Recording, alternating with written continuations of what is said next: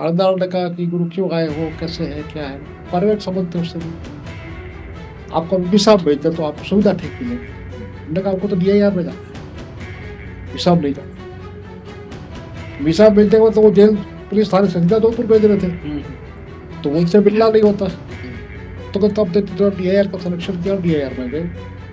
आज की राजनीति में देखिए कि कारोबार भी है, धन भी है, धन का खर्च भी है, और जब धन के जो लाने के मार्ग हैं तो मेरे स्वभाव के अनुकूल नहीं है। 39 में वो संघ से जुड़े, बाद में जब विभाजन हुआ 47 में, तो कराची के सारे हिंदुओं को बाहर निकाल करके सुरक्षित हिंदुस्तान पहुंचने के बाद उन्होंने कराची छोड़ी। अच्छा, तो वो 6 महीने के बाद घर आए थे। सबको जोड़ेंगे, चाहे हो संकट विकट घना, कर्तव्य डगर ना छोड़ेंगे, हम प्रेम से सबको जोड़ेंगे। नमस्कार, मैं हूं विवेकानंद और आप देखना शुरू कर चुके हैं हमारी खास पेशकश 100 बरस संघ के 100 कहानियां संघर्षों की।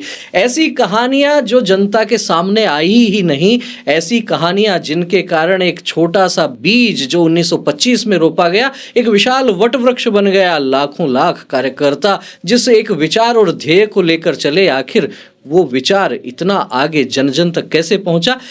बहुत से लोगों का समर्पण, बहुत से लोगों की निष्ठा, बहुत से लोगों का परिश्रम, बहुत से लोगों का पसीना, तब जाकर एक छोटा सा संगठन विराट संगठन का स्वरूप ले पाया। जिन लोगों के कारण ले पाया उन्हीं में से एक श्रीमान मधुसूदन जी व्यास आज हमारे स्टूडियो में पधारे हैं। जालोर इनकी कर्म भूमि रही है मधुसूदन जी व्यास की। आइए जानते हैं। सबसे पहले मधुसूदन जी बहुत बहुत स्वागत है आपका। सबसे पहले जानना ये चाहेंगे संघ से पहला परिचय कब हुआ, कैसे हुआ, क्या परिस्थिति बनी? कि संघ से परिचय मेरे परिवार से है जी। मेरे पिताजी 1939 में कराची में शेख बने।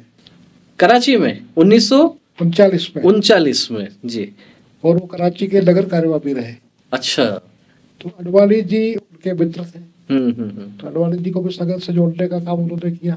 अडवाणी जी को भी उन्होंने जोड़ा। क्या नाम रहा पिताजी का? रघुनंदन जी व्यास। रघुनंदन जी व्यास जी। फिर वो राजस्थान में जनसंघ के संस्थापक सदस्यों में रहे। तो संघ से परिचय तो उस समय से है परिवार का जी। तो जालोर पढ़ने आए गांव से। तो सारा शाखा का सामान घर पे ही था जी। प्रचारक भी घर पे अधिक समय रहते थे, तो उसके साथ खेलने के बाद शाखा पहुंच गए।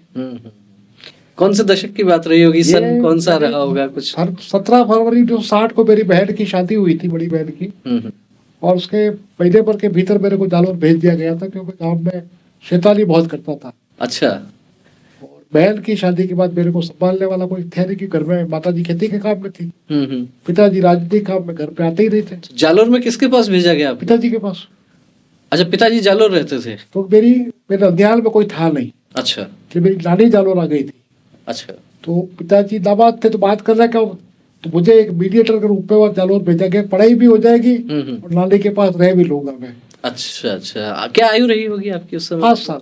5 वर्ष के थे, उसी समय संघ की शाखा में जाना शुरू हो गया। शुरू में तो खेलों का एक आकर्षण रहता है बचपन में। शुरू में तो यार ये कोई हिंदू राष्ट्र या कोई सारी कोई विचार की तो बात होती भी नहीं है, बस खेलना है। 1 घंटे की शाखा और उसमें खेल, उस खेल के साथ जुड़ाव बढ़ता है, के साथ कहानियां, चर्चा गट में या बौद्धिक में जो कहानियां सुनने को मिलती थी ना। जी जी। आज की तो कोई सोशल मीडिया तो था नहीं।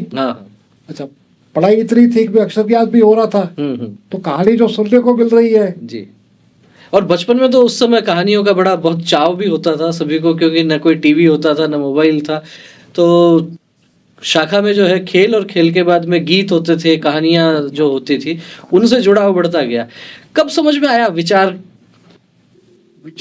यानी कि देखिए, वैसे तो शनै शनै हो जाता है, पता ही नहीं लगता है ना। विचार कब समझ में आया ये तो मैं नहीं कह सकता, और मैं ये कह सकता हूँ विचार आज भी समझ में आ गया, ये भी मैं नहीं कह सकता। ये थोड़ी दार्शनिक वाली बात हो जाएगी। दार्शनिक बात नहीं। देखिए कि संघ एक सतत चलने वाली विचारधारा जी।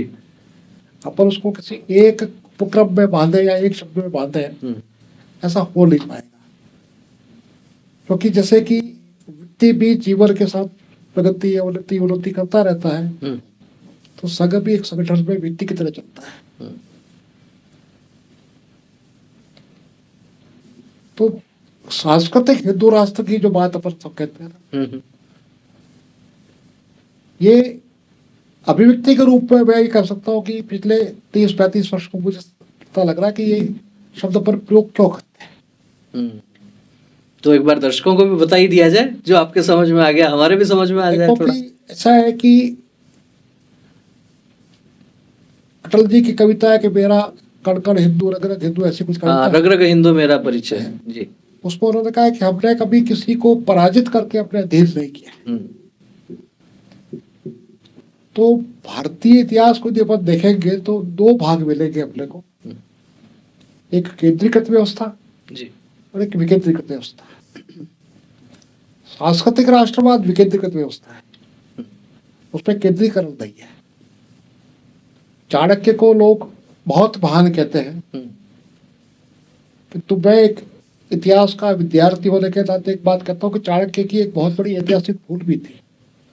उन्होंने सारी व्यवस्था को मगध के केंद्र के अधीन कर लिया था और मगध के कमजोर होते ही देश पर आक्रमण प्रारंभ हो गए थे। ये केंद्रीकरण व्यवस्था, विकेंद्रीकरण की व्यवस्था, इसको लेकर हम बात कर रहे हैं और आप कह रहे हैं कि पिछले 25-30 वर्षों में ये दिखने भी लगा है। नहीं, मेरी समझ में आने लगा, आपकी समझ में आने लगा है। लेकिन इस दौर में यदि हम राजनीतिक क्षेत्र की बात करें तो बहुत से लोग सवाल ये भी खड़ा कर रहे हैं कि संघ का जो विचार है उसको राजनीतिक क्षेत्र में जो दल जिस उसका प्रतिनिधित्व करता है, वहां की व्यवस्था जो है उसको लेकर क्या कहना चाहेंगे? लोग तो कहते हैं कि वहां भी केंद्रीकृत व्यवस्थाएं महसूस हो रही। वैसे तो एक बात अपन ये कह सकते हैं, ये संघ अपने आप में केंद्रीकृत व्यवस्था है।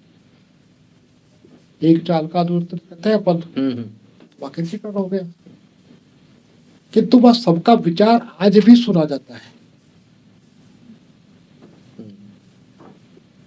और विचार सुनने की बात या शुरुआत कहाँ से होती है, मैं जैसा समझ पाया हूँ कि बैठक में व्रत निवेदन होता है।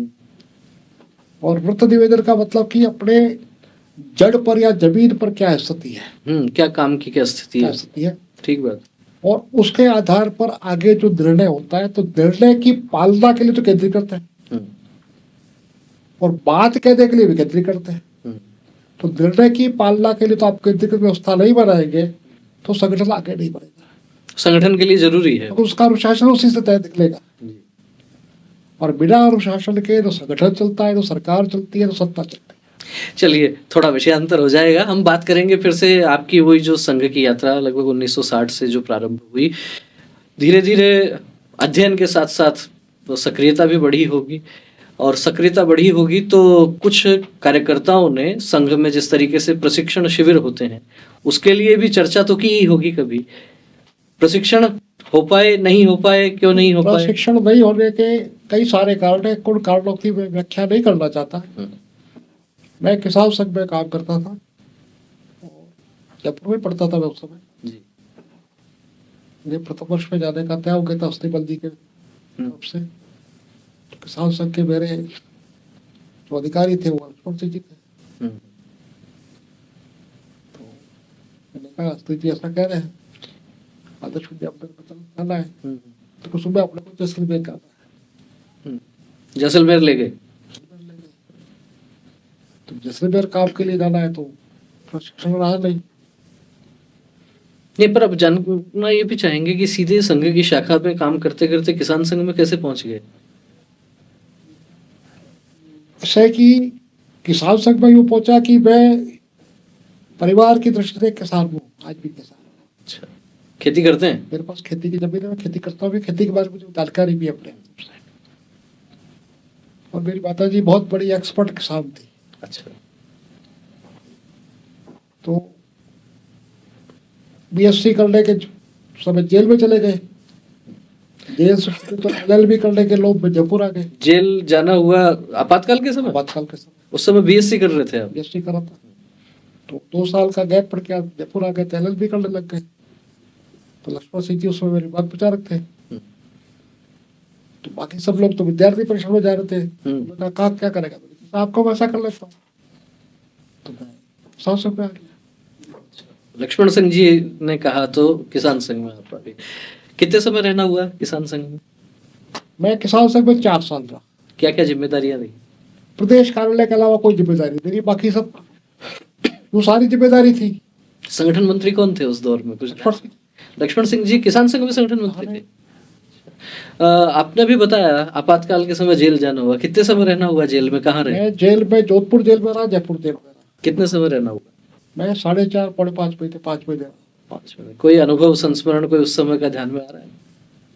जाना कैसे हुआ, कैसे गिरफ्तारी कैसे सत्याग्रह हुई? किया। सत्याग्रह करने का कारण बन गया था। हमारे जालोर के 2 अनुसूचित जाति के संशयक और वाल्मीकि राम जी और कुंदनमल जी दोनों जेल तो चले गए पहले सत्याग्रह करके।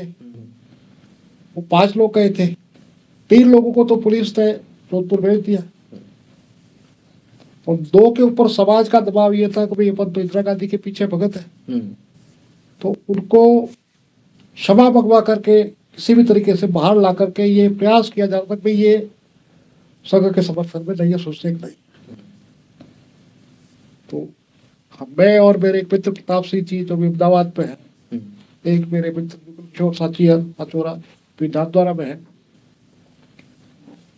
तो लक्ष्मण सिंह जी ने कहा कि इनको क्षमा मांगने से रोकना पड़ेगा। ये एक सीधी बात है कि आप मरे बिना स्वर्ग नहीं मिलेगा। ठीक बात है।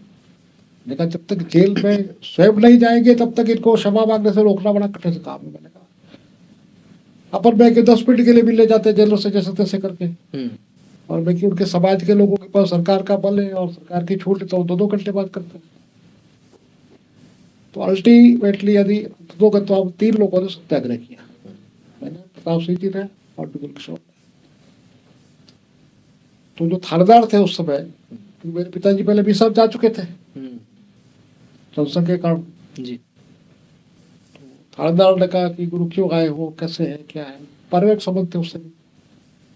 आपको विसाब भेजते तो आपको सुविधा ठीक मिलेगी। हमने कहा आपको तो DIR में जाना है, विसाब नहीं जाना। विसाब भेजने के बाद तो वो जेल पुलिस थाने से सीधा जोधपुर भेज रहे थे, तो उनसे मिलना नहीं होता। अब तो तब देते तो DIR का सलेक्शन किया और DIR में गए और उन दोनों को साथ जोधपुर लेकर गए। अच्छा। तो अपने काम में हम सफल हुए।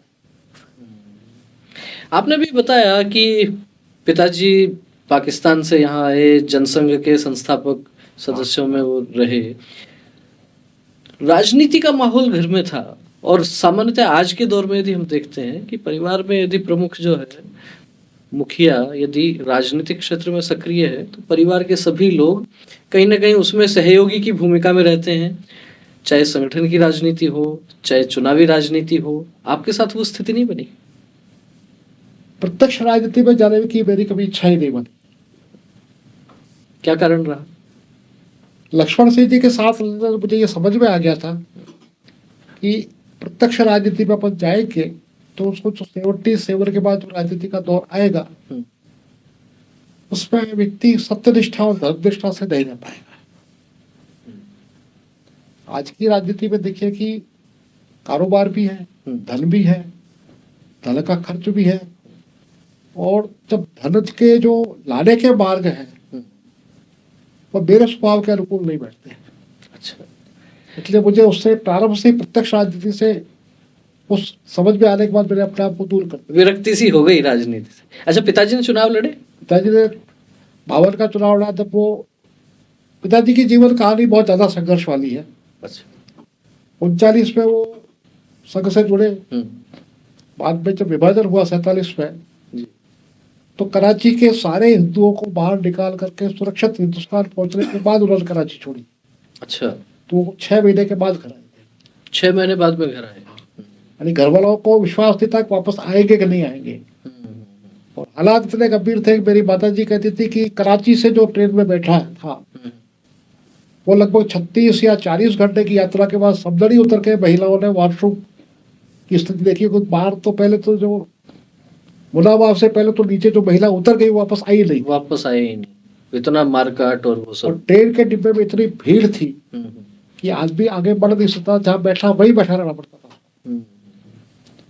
और वो एक बात और कहती, संघ नहीं होता तो पाकिस्तान से हिंदू जिंदा नहीं लौटता। ये बड़ी बात है। और उस दौर की जो बहुत सी रिपोर्ट्स हैं, बहुत सी पुस्तकों में जिनका वर्णन है, कितना नृशंस हत्याकांड उस दौर में। यानी खून तो यानी कि देखने में कोई यानी सामान्य था हत्याकांड। वो यानी कि घर से निकलते निकलते आदमी मारे जाते थे। जो आगे रेलवे स्टेशन आ रहे थे उनके साथ संघ का सोसाइटी चलता था। तब जाके कुछ सुरक्षित होने का सा भाव रहता था।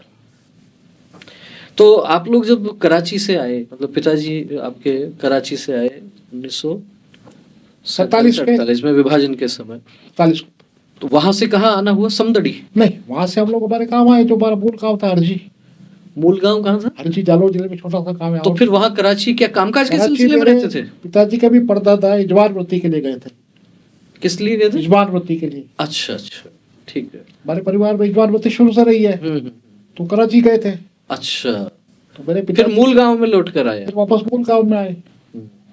साल 1.5 साल में 2 साल में आते थे, पर उस वक्त कराची सेंटर था। फिर यहाँ आकर जिस तरीके से राजनीति में उनकी नहीं, सक्रियता यहाँ आने देखी? के बाद पिताजी सोजत में सरकारी स्कूल में अध्यापक बने। अच्छा।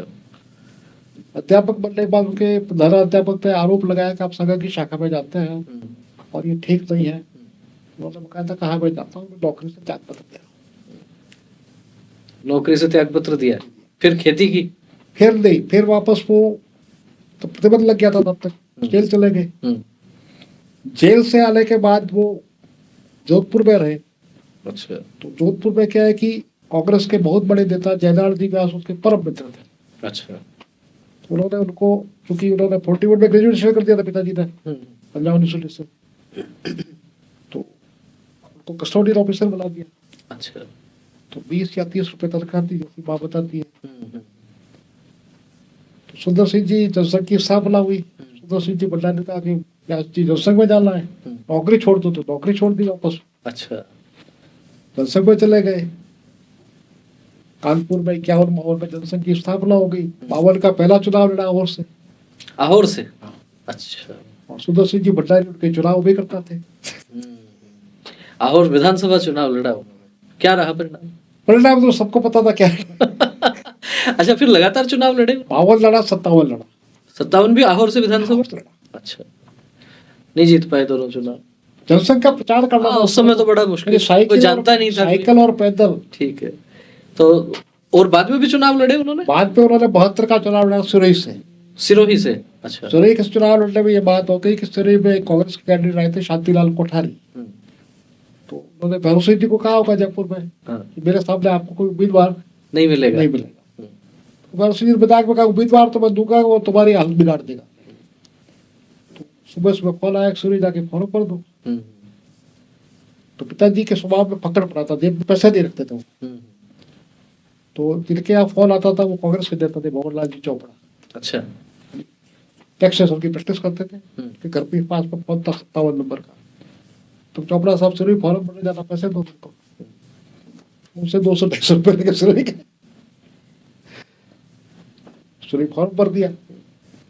फिर भैरव सिंह जी थे रुके वहाँ पे, भंडारी जी आए, और भी कई 2-3 प्रचारक जो पुराने थे उसको लगाया संगठन भी। तो चुनाव यानी चुनाव की दृष्टि से लड़ा गया। 72 का चुनाव? 72 का चुनाव। उस समय तो मेरे हिसाब से आपकी भी आयु 15-17 साल के आसपास हो गई। 72 के चुनाव बाद 17-18 साल थे। आपने प्रचार किया? हाँ, मैं कभी मैं और मेरे जो जिला प्रचारक थे उस समय, प्रताप सिंह जी जो जेल में साथ थे, तो वो 2 जगह देखे थे, सिरोही और जालौर। अच्छा। जालौर में टीकम चंद जी काल थे। तो संघर्ष तो बड़ा गजब रहा, पर कभी सफलता मिली फिर पिताजी को? 77 में चुनाव मैंने बन गए। कहाँ से? सिरोही से। सिरोही से 77 में भी चुनाव लड़ा, जनता पार्टी की सरकार बन गई थी और पूरे देश में उस समय तो एक कांग्रेस विरोधी माहौल खड़ा हो ही गया था। उसके बाद की क्या स्थिति रही उनके राजनीतिक जीवन की? उसके बाद 80 में चुनाव लड़ा, फिर उसमें हार गए। उसके बाद उन्होंने अपने आप को चुनाव की राजनीति से दूर करने का प्रयास किया। बल से नहीं हो पाए थे वो, पर फिर भी वो चुनाव की राजनीति से दूर होते गए। 80 के बाद में कोई चुनाव नहीं लड़ा। उनकी विरासत को संभालने के लिए परिवार में कहीं कोई? मेरे परिवार में चुनाव लड़ने में कोई इच्छा रखता ही नहीं है।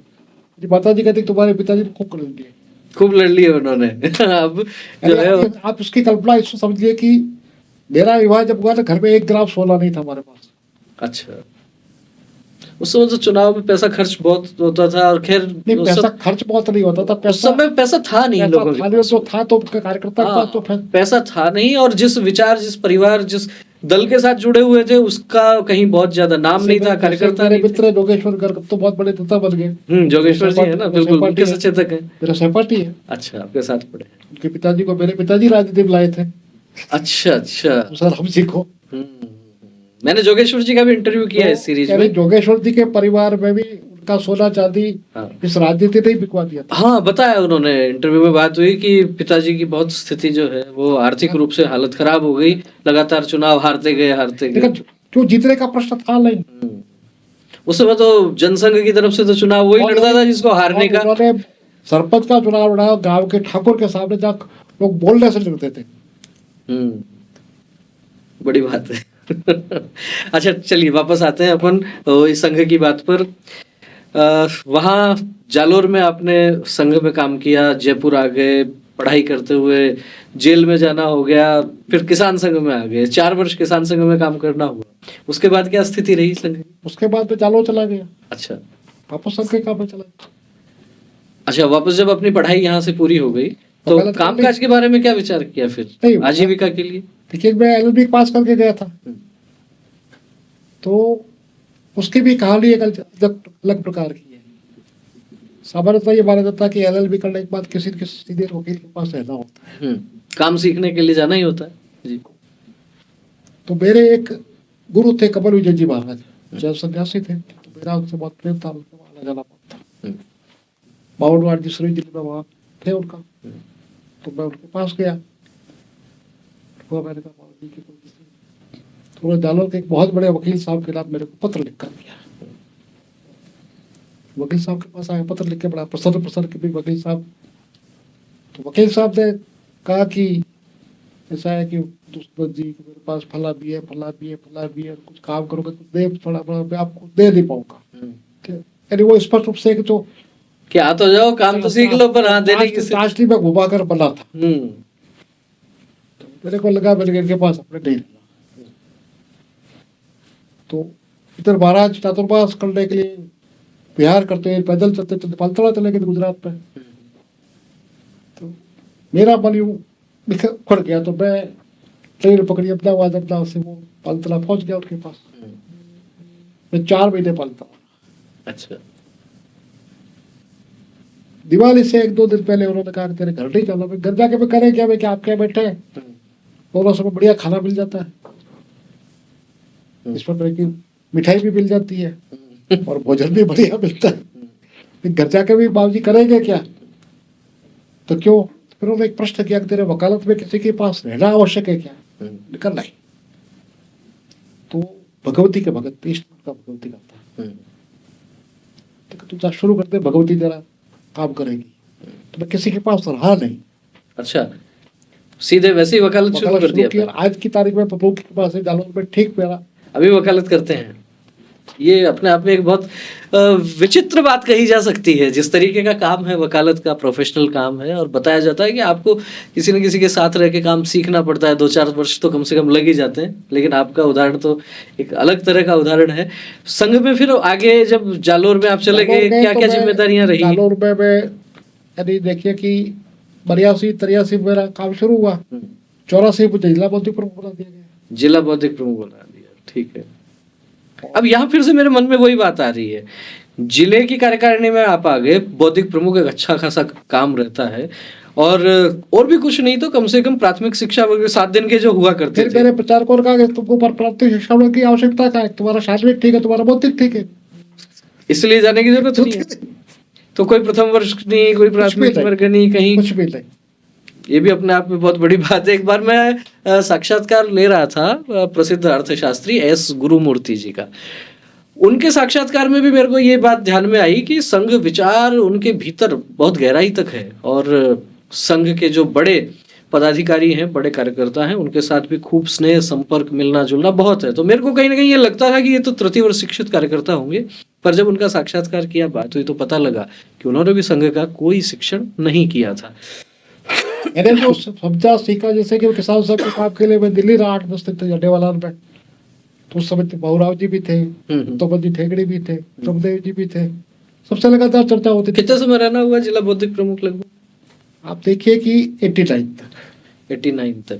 अच्छा, उसके बाद तो फिर ये राम जन्मभूमि का आंदोलन आ गया। उसके बाद डॉक्टर जी का शताब्दी समारोह आया, शताब्दी समारोह, उसमें भी जिम्मेदारी पूरे जिले का भार दे दिया। अच्छा, और वो पूरा हुआ। उसके बाद अपने रामशिला पूजन आ गया, उसका पूरे जिले का भार दे दिया। तो काम और जिम्मेदारी तो लगातार बढ़ती रही, पर प्रशिक्षण वाली बात नहीं रही। अच्छा, उस दौर में किन किन प्रचारकों के साथ में काम करने का अनुभव देखिए रहा? कि मैंने उस समय, पहले मेरे जिला प्रचारक थे प्रकाश जी, जो भाजपा में संगठन मंत्री बने बाद में बाद में संगठन मंत्री बना, जिला प्रचारक रहे जालोर में। जालोर के जिला प्रचार करे, वही लोग उद्योग में। हाँ, लघु उद्योग भारती में संगठन मंत्री। विभाग प्रचारक थे मेरे नरमोहन जी, का देहांत हो गया जी। संभाग प्रचारक थे लक्ष्मण सिंह जी। अच्छा, किसी प्रचारक के साथ का कोई ऐसा संस्मरण आपको आज भी याद आता है उस दौर का, कि कोई बात ऐसी कही हो, सुनी हो, कोई प्रसंग ऐसा हुआ हो जो दर्शकों तक जाना चाहिए? हम ये सीरीज इसीलिए चला रहे हैं कि उस दौर के कहानी किस्से हैं वो नई पीढ़ी तक पहुंचे। देखो ऐसा है कि बहुत सी बातें हैं, एक बात हो तो मैं आपको कहूँ जो आपको कुछ विशेष लगे, क्योंकि ये तो पूरी पुस्तक लिखी जा देखो कि ऐसा है कि मेरा हर प्रचारक के साथ अलग अलग प्रकार का अनुभव रहा है। तो कुछ संक्षेप में। जैसे कि सिरोही जिले में उस समय दंगे बहुत हुए हमारे कालखंड में। अच्छा। रामावतार जी जिला प्रचारक थे और दरअंदर जी एक तहसील प्रचारक थे। तो सिरोही में आपस में हिंदू मुसलमान को लेकर के संघर्ष खूब। तो उस समय तक मेरा विवाह नहीं हुआ था, तो मेरे को सब प्रचारक की कैटेगरी में ही लोग रखते थे कि ये तो प्रचारक ही है पढ़ा के, और कई लोग मेरे बाबा भी कहते थे उस समय। कौन से सन की बात होगी? ये 84 से 8, मेरी शादी 91 में हुई है। अच्छा, हाँ, तो 90 से पहले की बातें हैं। उससे पहले की बात है। मोहन ने कहा बधू चलो, चलो अपने क्या, चले गए। जवाल में पुलिस वालों ने रोक दिया।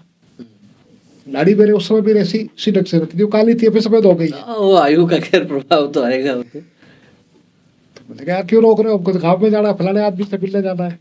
तो आप इस गाँव में, किस गाँव में तो मिलने आए, तो आदमी से मिलेंगे। तो जो अंदर अपने बैठे थे लोग सबसे मिल लिए। उसके बाद एक पिडवाड़ा में 307 का केस बना था।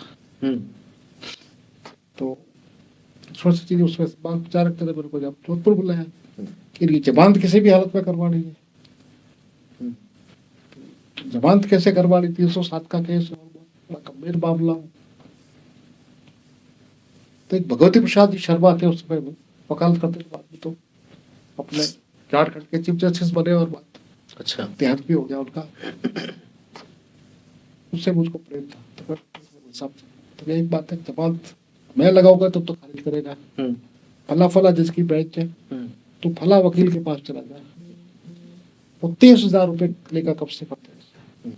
ये बात आप सोचिए उस जमाने में 30,000 रुपए बड़ी राशि होती थी। लक्ष्मण सिंह जी का ऐसी बात है।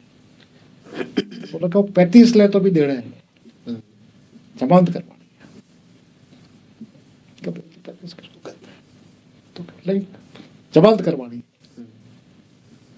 तो ठीक है, गए वकील साहब से बात की। वकील साहब ने कहा सुबह 3:30 ऑर्डर ले देना। तो वकील साहब 15,000 रुपये अभी दूंगा, 20,000 तो ऑर्डर के बाद दूंगा, पहले दे दूंगा। इनमें मेरे पास पूरे थे, पर मैं उसको नोट को बांट के गया। तो मैंने कहा भाई दी में ऑर्डर दियो, तो पूरे पैसे लग जाएंगे, बड़ी राशि है, और इनसे क्या लेंगे अपन। ठीक बात। तो गया सुबह 2:30 बजे, मॉर्निंग कोर्ट थे। वकील साहब आए, वकील साहब आपका ऑर्डर मुझे लेके आ रहा है। तो मैं कहा सर, मुंशी के हाथ से ऑर्डर लिया, 500 रुपये उसको दिए, 20,000 को दिए। आके तो बताया, तो अब के दोनों को लेके जाओ जो सुरई। दरअंदर और अवतार जी वही थे जी, लेके आया, सुरई में कोर्ट में लाया। तो हंसराज जी भी इनको लाए कि गिरफ्तारी है, तो मैं क्या गिरफ्तार कर लेंगे पुलिस वाले। अरे मेरे जेब में ऑर्डर पर बता दी ना, एंटीसिपेट टिक रहा है। तेरा गिरफ्तार कर लेंगे, बधू जी क्यों लाए? मैं लाए मैं कि गिरफ्तार होने दो, आज तुम्हें कि जलसा निकालना है इनका सबका। इस तरह की घटनाएं घटती रहती है। बाकी लक्ष्मण सिंह जी के साथ तो मेरे कई प्रकार के संस्मरण है। बताइए जरा। किसान संघ का अखिल भारतीय अधिवेशन हुआ कोटा में, उसका हिसाब किया अपने। दिसंबर में अधिवेशन हुआ था, हिसाब करने के बाद उसका बचा हुआ पैसा वैसा सारा एक अटैची टाइप अटैची भरा, और सुबह नयापुरा कार्यालय से रवाना हुए थ्री व्हीलर में बैठ करके। अटैची लक्ष्मण सिंह ने पाम में रखी और ध्यान रानी अटैची उस टाइम कहाँ गिरी हमको पता ही नहीं। पता ही नहीं। बस टायर में अटैची का मुझे क्या पता, आपको दी थी। तो मेरा कब दी कि करने से बैठती है आपके हाथ में ली तो मुझे हम वापस गए साहब। अच्छा। वो तो कहते आप बैठो पे कि मैं दौड़ता हुआ जाता हूँ पे कि मिल जाएगी। उसने बोटे चिप मिल गई। अच्छा। उसमें का टाइम था 5 बजे का, सब्जियों का मौसम था, लोग थे नहीं लेके आते मिल गया मिल रही मैं तो चाह भी सकती थी। आपके जीवन पर कौन कौन से ऐसे प्रचारक रहे जिनका विशेष प्रभाव आपको महसूस होता हो? मेरे जीवन पर एक का नहीं पड़ा, कईयों को, जैसे किशन भैया घर पर पहले आते रहते थे बचपन में, तो के बाद प्रचारक थे जी। एक गोपीचंद जी थे हमारे यहाँ प्रचारक, उनसे भी मेरा नाम धर्मों से बहुत संबंध रहा। कोई गृहस्थी कार्यकर्ता भी ऐसे ध्यान में आते हैं? क्योंकि प्रचारकों के साथ तो ठीक है मिलना जुलना रहता ही है, उनका प्रवास होता है। गृहस्थी कार्यकर्ता जहाँ हम काम करते हैं वहाँ 24 घंटे उपलब्ध रहते हैं, लगातार नित्य गृहस्थी कार्यकर्ता में जैसे कि एक वादुबल जी सिद्धि है, अच्छा, नगर कार्यवाह है। एक द्वारकेश जी जोशी है जो पहले जिला कार्यवाह थे वहीं जालोर में। अब तो उदयपुर रहते हैं। बाद में मेरे साले भी बन गए बड़े। अच्छा। कि बुआ की बेटी मामा की बेटी बहन से मेरी शादी हो गई। और मोहन जी परमार है जो भी बाद में जिला संचालक भी बने। इन लोगों में से भी किसी का कोई ऐसा संस्मरण ध्यान में आता है जो प्रेरणादायक रहा हो? कभी कुछ ऐसा आपको लगा हो कि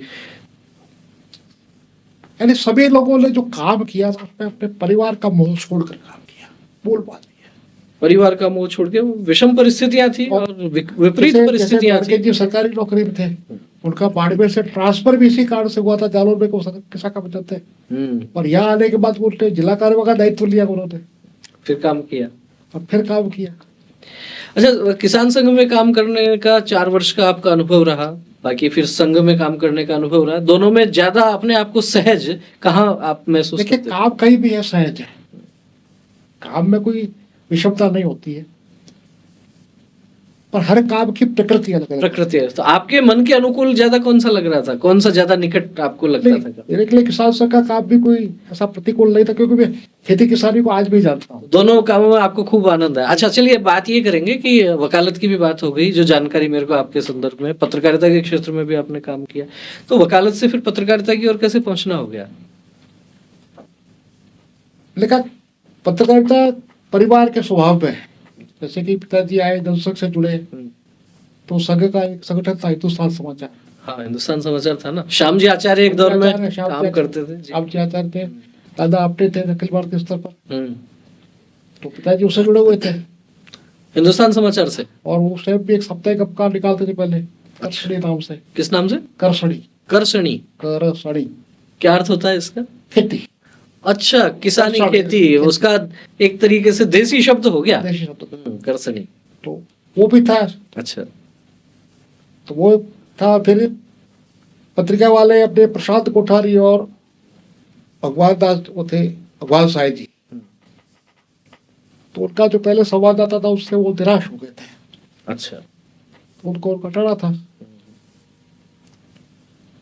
वो पीआर ऑफिस में वैसे ही बैठा था, कई बार जाते थे मिलने के लिए, जयप्रकाश जी शर्मा थे तो उनसे परिचय था।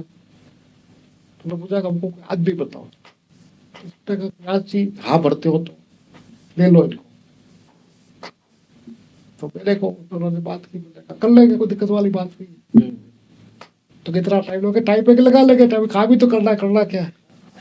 राजस्थान पत्रिका में काम करना हुआ कब से कब तक? अब ये बात है कि 91 से लेके 99 तक। 99 के विधानसभा चुनाव के समय से छोड़ दिया लास्ट। फिर उसके बाद सीधे किसी अखबार से फिर मैंने कुछ समय तक महानगर से जोड़ के रखा था मेरे गोपाल जी ने। अच्छा, महानगर में कब से कब तक जुड़े? यहाँ नहीं रहा, जालोर भी रहा, काली वहां से कुछ समाचार भेजते होंगे आप? ये सारी मेरी मित्र मंडल थी, गोपाल जी, प्रदीप जी वगैरह सारी मेरी। अच्छा, ये जो आपका 91 से 99 तक का कालखंड रहा पत्रकारिता का, संघ में भी लगभग इस दौर में प्रचार विभाग प्रारंभ हो गया था, तो इस प्रकार का कोई प्रयास नहीं हुआ या किसी कार्यकर्ता ने चर्चा नहीं की प्रचार विभाग के साथ? नहीं, कोई चर्चा मेरे सामने नहीं। संघ में प्रचार विभाग काम करता है, उसकी जानकारी तो आपको होगी। आज भी है उस वक्त। पहले एक दौर में कहा जाता था संघ प्रसिद्धि परांग मुक्ता पर काम पहले करता था। प्रचार विभाग नहीं होता था, प्रचारक विभाग होता था। हाँ, प्रचारक विभाग होता था। प्रचारक तो खैर अभी भी है ही, प्रचारक प्रमुख होता था। प्रचारक प्रमुख अभी भी होते हैं, लेकिन अब प्रचार प्रमुख भी होते प्रचार प्रमुख होता हैं। है ये तो परिवर्तन जो हो गया है, पर प्रमुख भी है। वो देखिए समय की आवश्यकता है, किसी कालखंड में इसकी आवश्यकता नहीं थी, अब वर्तमान में इसकी आवश्यकता है।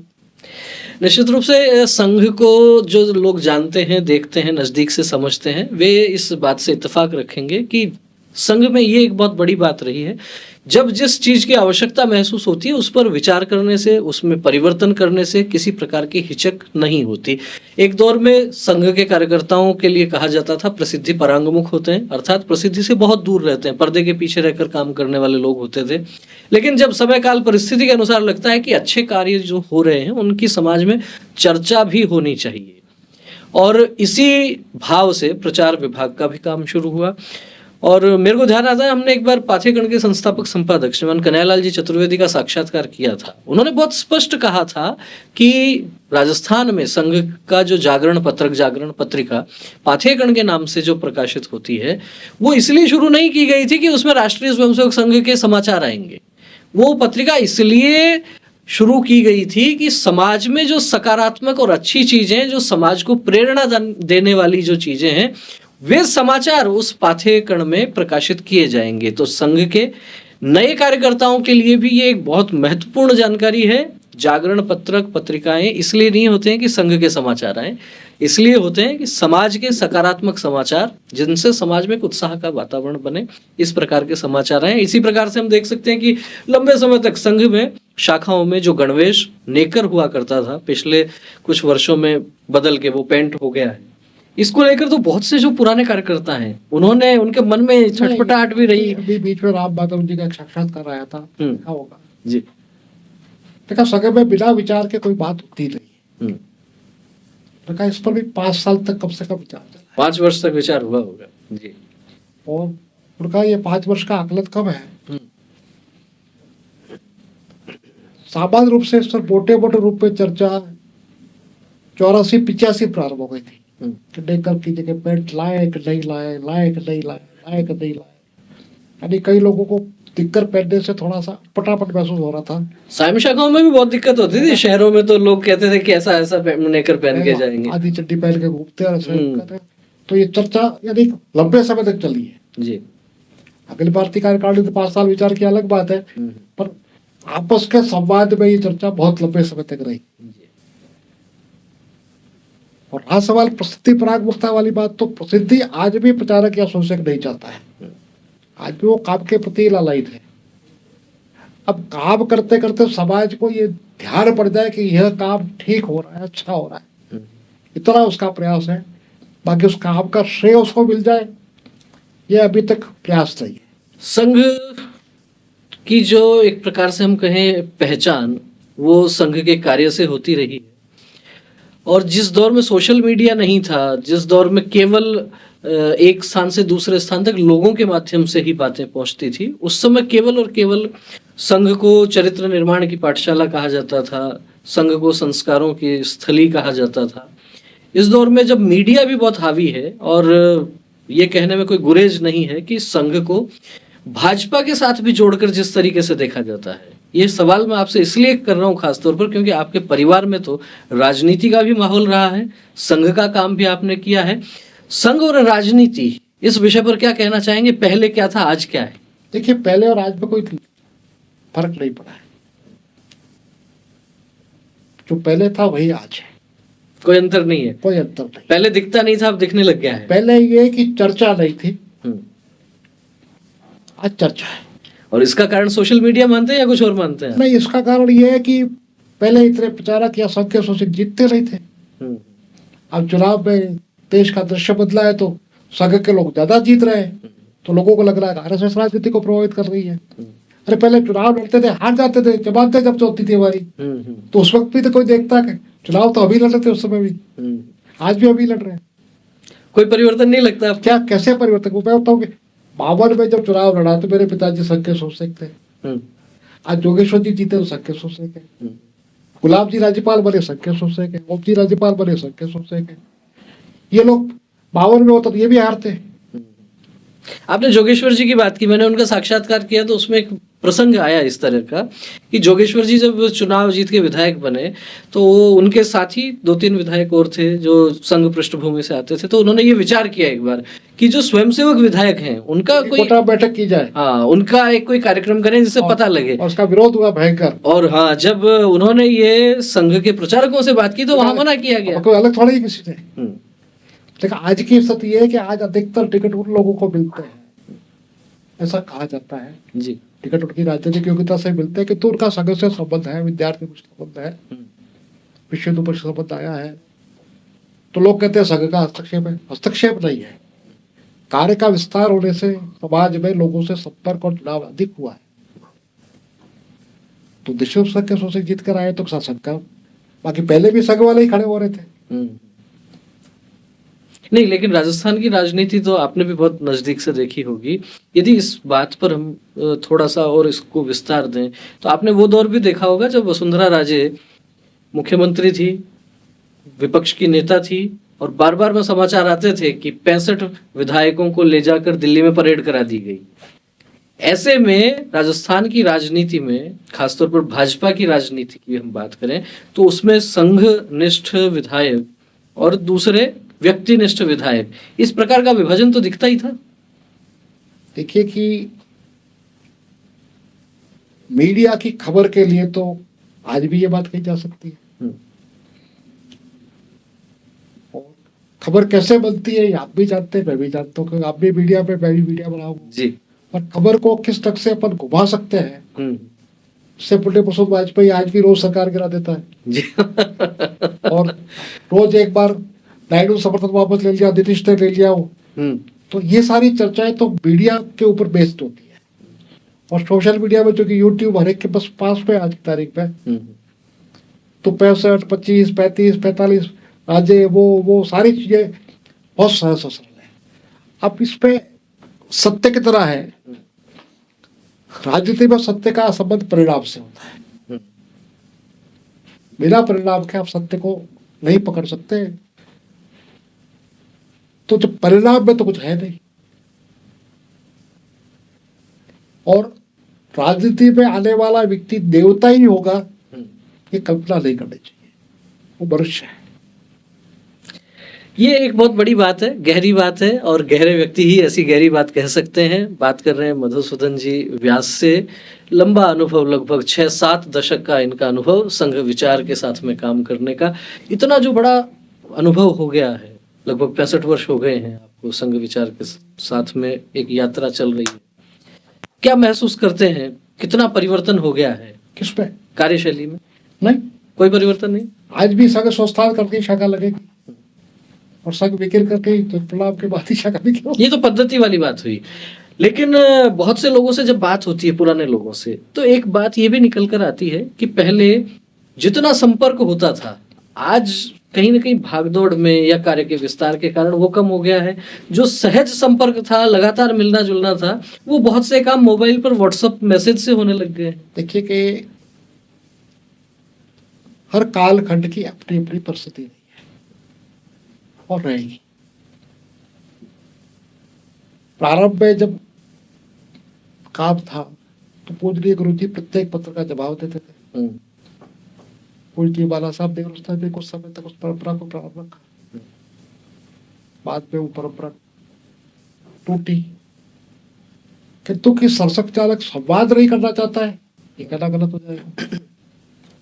संवाद, चर्चा और संपर्क तीन ही संघ कार्य का आधार है। अब पहले मैं घर जाकर सूचना देता था, अब मुझे 100 लोगों को सूचना देने का कार्य का विस्तार हो गया, तो मैं 100 लोगों के घर जाऊंगा तो 5-5 मिनट प्रत्येक को देने होते हैं। नहीं तो कार्यकर्ता भी तो बढ़े हैं। लेकिन तो ऐसा कि एक आदमी के पास 100 लोगों को सूचना देने का दायित्व है, तो 500 मिनट लगेंगे उसको। वो 500 मिनट का काम भी वो 50 मिनट में कर लेता है।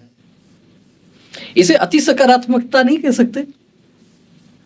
नहीं, ये आरोप लगाया जा सकता है सहज भाव से, इसको कोई दिक्कत वाली बात नहीं है। पर जो दे रहा है ना, उसकी पीड़ा और परिस्थिति को आप समझिए। उसका परिवार है, उसकी पारिवारिक जिम्मेदारी भी है, अब यही काम उसको 10 लोगों को कहना था, मोहल्ले के लोगों को सुविधा दे, व्यक्तिगत तौर से। किंतु कार्य के विस्तार के साथ अधिक से अधिक लोगों तक पहुंचने का जो लक्ष्य है जी, उस लक्ष्य में फासला छोटा करने की या दूरी छोटा करने के सारे प्रयास होते हैं, और ये व्यक्ति व्यक्ति पर निर्भर करेगा। चलिए, बहुत बड़ा सुदीर्घ अनुभव है आपका, बहुत लंबी चर्चा भी हो सकती है, लेकिन ये जो 65 वर्ष का जो कालखंड संघ के साथ का आपका रहा है, उसमें सर्वाधिक याद रखने वाली कोई बात, कोई घटना आपको ध्यान में आ रही है? सारे दिन याद रखता है, कोई एक विशेष की जो लगता है, पूरा जीवन संघ में है, एक दिन भी ऐसा नहीं जिसको याद नहीं किया जा सके। नहीं, जैसे कोई विशेष अनुभव रहते हैं, आपातकाल के समय जेल गए, किसान संघ में काम किया, रामशिला पूजन का कोई कार्यक्रम हुआ, कोई समाज के साथ किसी व्यक्ति के साथ कोई ऐसा अनुभव आपको लगा हो कि ऐसा अपने को तो कोई टकराव हुआ किसी से ना लगा हुआ। क्योंकि मैं एक चीज मानता हूँ, संघ का काम करने का मतलब है कि आपको अपेक्षा नहीं करनी है, जिससे आप पे उपेक्षा का कोई पीड़ा ही नहीं आएगी। यदि अपेक्षा के साथ काम करेंगे तो उपेक्षा की पीड़ा का भार। मधुसूदन जी, व्यास से चर्चा हो रही है और इनके विचारों से, इनके भावों से तो ये लगता है कि हर्ष में हंसता नहीं और शोक में रोता नहीं है, राष्ट्र मंदिर का पुनः निर्माण करना है हमें। तो ठीक, इस गीत की जो पंक्तियां हैं, ऐसा ही भाव इनमें महसूस हो रहा है। चलते चलते हमारे जो दर्शक हैं, जो श्रोता हैं, क्या संदेश उनको आप देना चाहेंगे संघ के शताब्दी वर्ष में? खासतौर पर नए जो स्वयंसेवक जुड़ रहे हैं संघ के साथ, उनके लिए क्या कहना चाहेंगे? कि काम के मर्म को या पीड़ा को समझ करके उस भाव को हृदय में जागृत करके काम करेंगे तो काम में चलते रहेंगे। और किसी अपेक्षा से आए, आशा से आए कि भाई आपको सत्ता में कुछ मिलेगा, तो निराशा हो सकती है।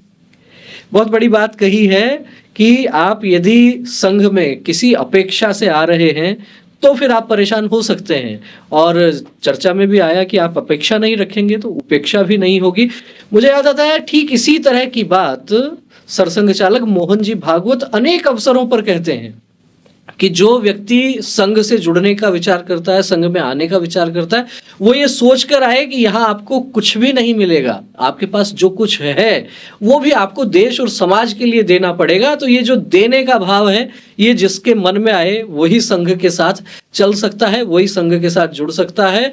जो व्यक्ति किसी अपेक्षा से आएगा कि मैं संघ में जाऊंगा तो वहां से ये लेकर आ जाऊंगा, उसे निराशा ही मिलने वाली है। और संघ के कार्यक्रमों में, बहुत से गीतों में ये कहा ही जाता है कि तेरा वैभव अमर रहे माँ, हम दिन चार रहे न रहे। सब कुछ समर्पित करने का जो भाव है, त्वदीयाय कार्याय बद्धा कटियम, कुल मिला के देश और समाज के लिए जो काम करने की बात है, वही भाव, वही विचार, वही संघ का विचार, वही भारत का विचार, वही भारत की जीवन पद्धति। धर्म के लिए जिए, समाज के लिए जिए, ये धड़कनें, ये श्वास हो पुण्य भूमि के लिए, ये विचार इस देश के नौजवानों में बढ़े। इन्हीं शुभकामनाओं के साथ इस कार्यक्रम को विराम देंगे। व्यास जी, आप पधारे स्टूडियो में, समय दिया, बहुत बहुत धन्यवाद। नमस्कार। वीडियो अच्छा लगा हो तो लाइक करें, अधिक से अधिक लोगों तक शेयर करें। फिर मिलेंगे एक और ऐसे ही व्यक्तित्व के साथ जिनके परिश्रम से बढ़ा है संघ। बहुत बहुत धन्यवाद।